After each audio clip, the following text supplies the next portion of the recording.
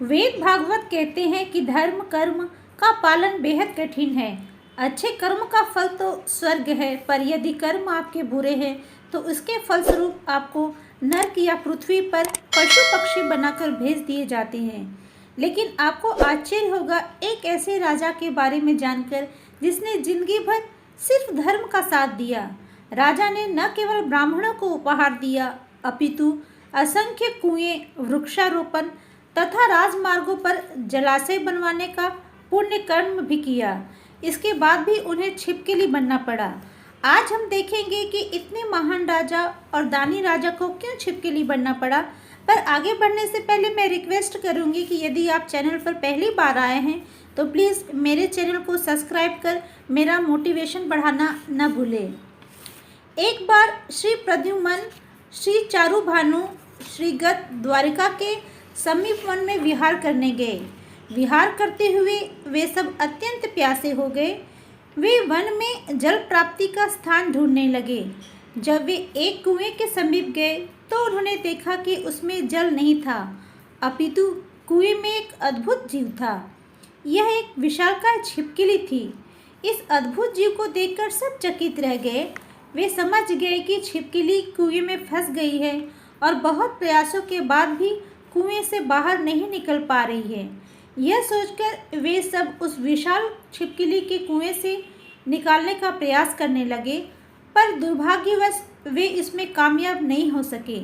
जब राजकुमार घर लौटे तब उन्होंने अपनी कथा भगवान श्री कृष्ण के समक्ष सुनाई। वे अपने पुत्रों का निवेदन सुनकर कुएं के समीप गए। उनके द्वारा वामहस्त फैलाने मात्र से ही वह विशाल छिपकली सरलता से बाहर आ गई।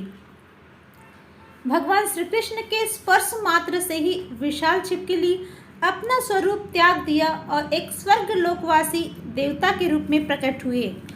अब उसके शरीर का रंग सोने के समान चमक रहा था और उसके शरीर पर अद्भुत वस्त्र, आभूषण और फूलों के हार थे। यद्यपि श्री कृष्ण जानते थे कि उस देवता को क्यों छिपकली का शरीर धारण करना पड़ा, फिर भी श्री कृष्ण ने प्रश्न किया, हे सौभाग्यवान देवता, तुम्हारा यह रूप तो बहुत सुंदर है। तुम कौन हो? मैं तो समझता हूँ कि तुम अवश्य ही श्रेष्ठ देवता हो। किस कर्म के फल से तुम्हें इस योनि में आना पड़ा था? हम लोग तुम्हारे बारे में जानना चाहते हैं। यदि तुम हम लोगों को बतलाना उचित समझो तो अपना परिचय अवश्य दो। भगवान श्री कृष्ण के पूछने पर सबसे पहले उन्होंने भगवान श्री कृष्ण को प्रणाम किया। फिर उस देवता ने कहना शुरू किया, भगवान, मैं इक्ष्वाकु का पुत्र राजा नृग हूँ। यदि आपने दानी पुरुषों का परिचय जानना चाहा हो तो निश्चय ही आपने मेरे नाम के बारे में सुना होगा। राजा नृग ने अपनी कथा बताना प्रारंभ किया। उन्होंने कहा, प्राचीन काल में राजा नृग एक प्रतिष्ठा प्राप्त राजा थे जो इक्ष्वाकु के पुत्र थे। वे अपनी दान के लिए बहुत प्रसिद्ध थे। मैं रोज़ 1000 गाय दान देता था। एक दिन एक गाय जिस ब्राह्मण को दान दिया था उससे भागकर फिर राजा के गौशाला में आ गई। अब जिसके यहाँ लाखों गाय हैं उसके नौकर चाकर भी बेचारा कितना पहचानेगा। दूसरे दिन दूसरा ब्राह्मण आया, उसको मैंने वही गाय दे दी क्योंकि मुझे या मेरे नौकर चाकर को पता नहीं था।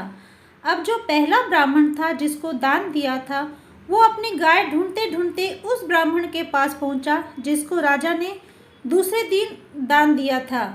उसने उस ब्राह्मण से कहा, यह हमारी गाय है, तुम चुरा कर लाए हो। दूसरे ने कहा, यह गाय तो राजा ने मुझे दान की है। दोनों ब्राह्मण आपस में लड़ने लगे कि ये गाय हमको मिली है। दोनों ब्राह्मण लड़ते हुए मेरे पास आए।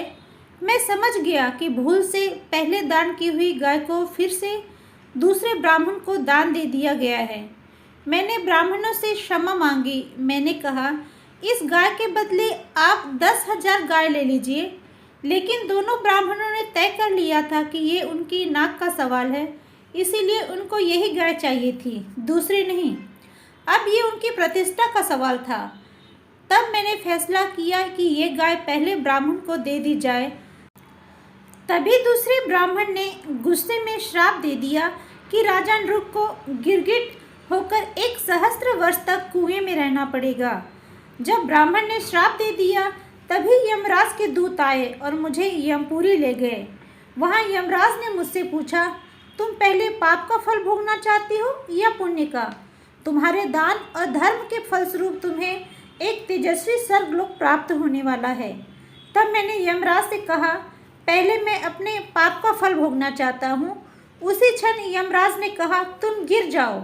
यमराज के ऐसा कहते ही मैं वहाँ से गिरा और गिरते ही समय मैंने देखा कि मैं गिरगिट हो गया हूँ।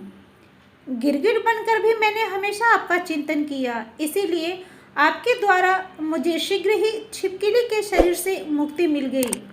भगवान, आप मुझे आशीर्वाद दो कि मैं चाहे किसी भी लोक में क्यों न रहूं, मैं कभी भी आपके चरण कमलों को विस्मरण न करूं।